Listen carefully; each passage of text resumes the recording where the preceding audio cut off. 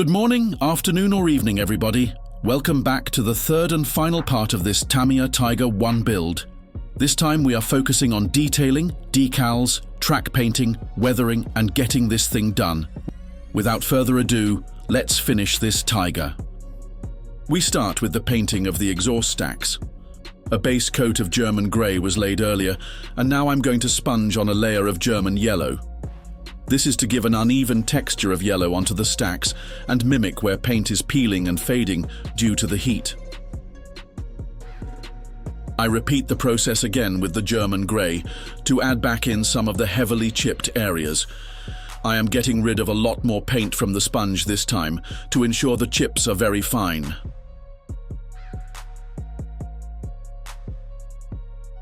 Next, I'm going to add some lighter grey chipped areas using this dark sea grey. This will create some contrast when I add the rust effects. Again, I'm emptying a lot of the paint from the sponge onto some kitchen towel, ensuring the chips are very small and fine. Now is where the magic happens. Using these two enamel rust tones by MIG Ammo, I'm going to wash the stacks to make them look corroded. I start with the light rust, dabbing it all over, focusing on the grey areas. Then, using some enamel thinner, I dilute the rust tone on the stack. Every now and again, I dry the brush to soak up any excess. I keep going until I am happy with the amount of rust applied.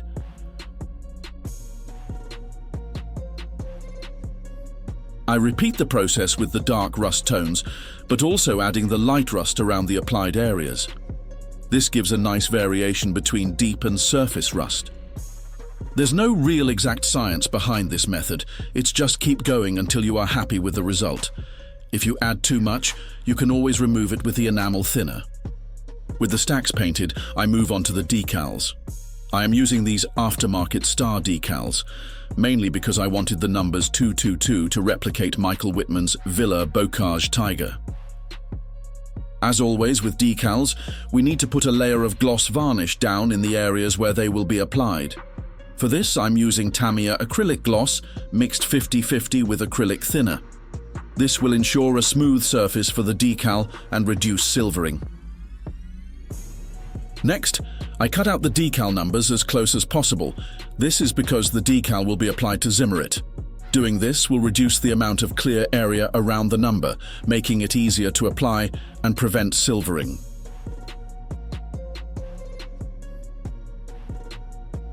For the application of the decals, I'm using water, micro set and micro sol. First step is to soak the decal in water for a minute or so to release it from its backing sheet. Whilst that's doing its thing, I brush on some micro set to the area the decal will be applied. When the decal is ready, I place on the area and dab off any excess water with a cotton bud. Next, I apply micro sol onto the decal and leave for a minute or so. This will soften the decal and allow it to be molded around the Zimmerit. Once softened, I carefully press with the cotton bud and use a cocktail stick to press into the Zimmerit. This may require another go on the micro sol to soften further. The key is be gentle. The last thing we want to do is tear the decal. The process is repeated for the turret numbers. The Zimmerit coating does add a fair bit of time and effort with this process, but like previously mentioned, it is critical to be gentle with the decals. If you can, it's good to do a practice run first. I practiced on some Zimmerit applied to a bit of styrene with a decal from an old kit.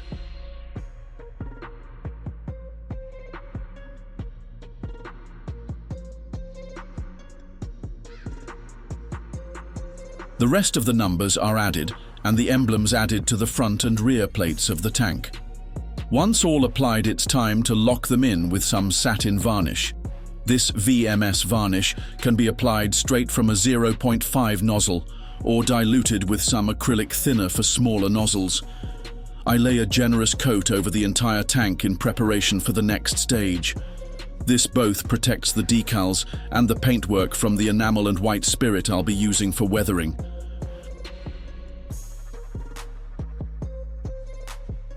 Now it's time for some oil washing. I put oil paint onto a piece of card to absorb some of the oil from the paint. This aids drying time of the wash. Then, mixed with white spirit, I mix up a brown solution. This is for the zimmerit areas to add a bit of stuck dirt to the surface and add a bit of visual depth. I use a soaked brush to apply the wash in all the gaps in the zimmerit. In areas where it's slightly too dark, I use white spirit to tone it down a wee bit.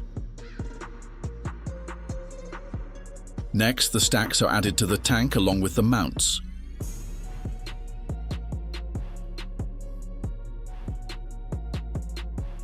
With them in place, I add some rust tones to the area, again using these rust washes by MIG Ammo and diluting with enamel thinner for blending.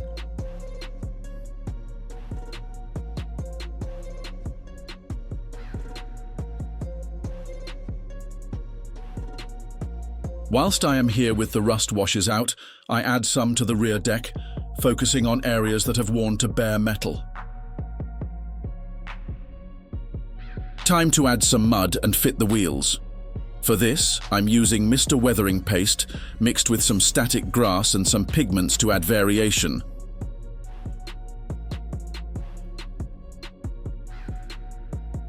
I dilute with enamel thinner and mix into a paste.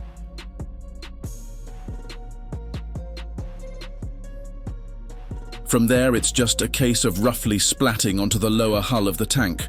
Almost the rougher the better for this. Every now and again, I dab my brush into some European earth pigment.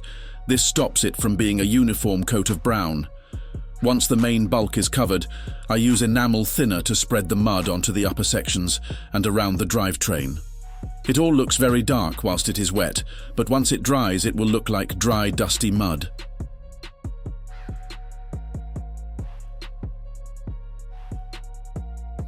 Next, I give the steel rims, sprockets and idler wheels some graphite on the worn areas.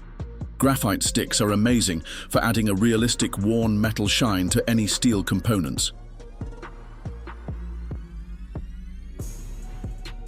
With the wheels finished and the mud added, we can put the wheels on for the final time.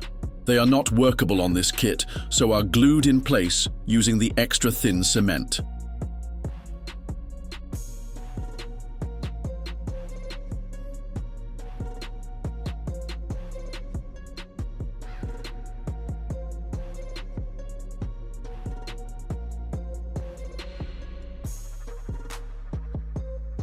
Now it's time to paint and weather the workable track links. I start with a base coat of German grey. This gives them a heavy steel base to work from.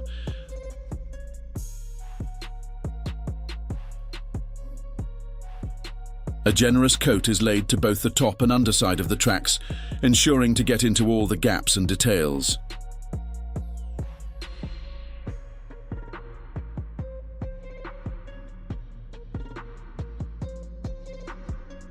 Now to weather them, I start by adding rust tone enamels to the tracks. A thorough coating of the dark tone is added first. This will give it a deep rust effect and act as a good base for the lighter tones.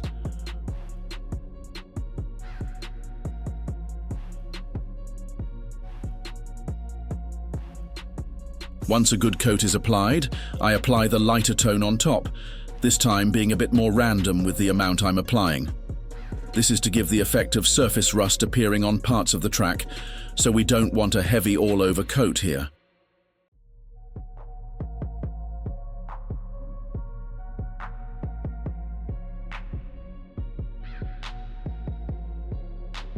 For the mud and dirt, it's a very similar process to the lower hull.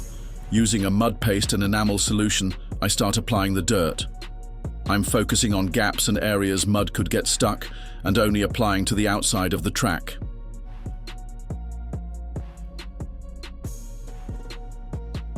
As with the lower hull, I'm adding some European earth pigment to add variation to the dirt.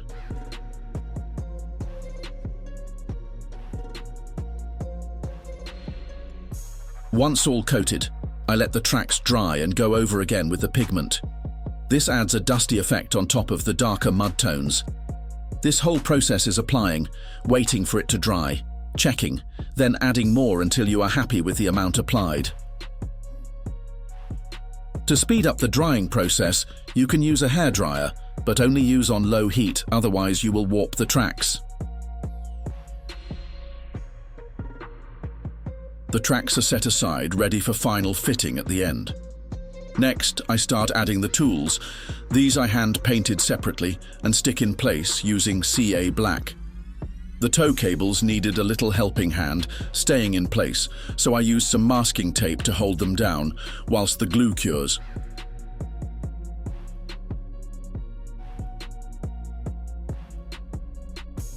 The rest of the tools and details went down smoothly. This is where the project really starts accelerating and taking shape.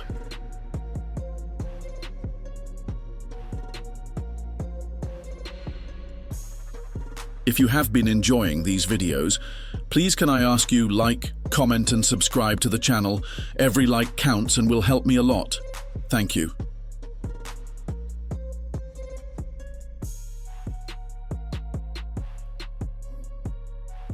Next, spare links are added to the turret. These were painted and weathered at the same time as the main tracks. As they are resin, these also need to be glued in place with CA glue.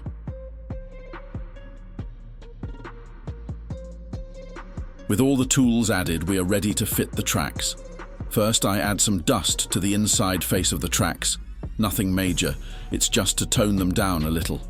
Next, I give them a good going over with the graphite. As the late Tiger had steel wheels, this area of the track would be constantly worn, giving off a steel shine.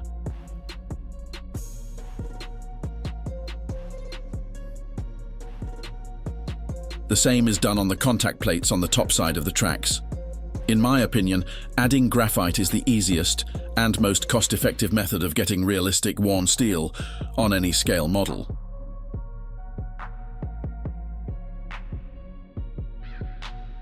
Before I fit the tracks, I quickly add some dust pigment to the wheels, again just to tone them down a tad and blend nicer with the track weathering.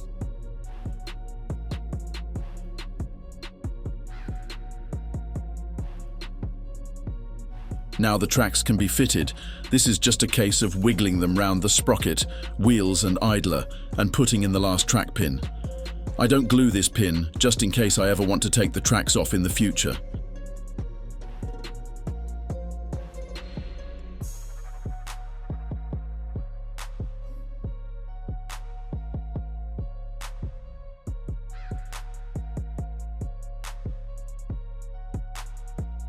Now for the final oil washes. I start with a dirty brown mixture to add to the tools to help give them a used look.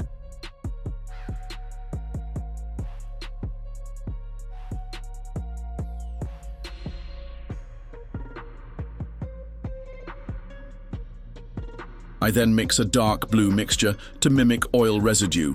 This I apply on the rear deck and tow cables.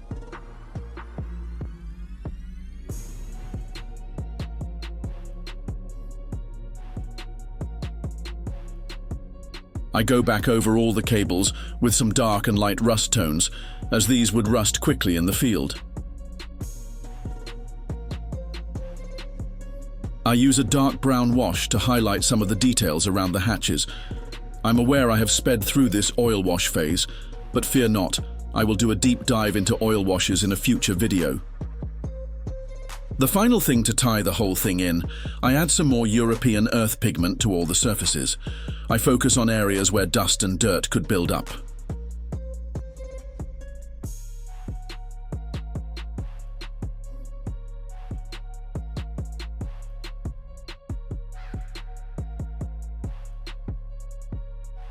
And that's it.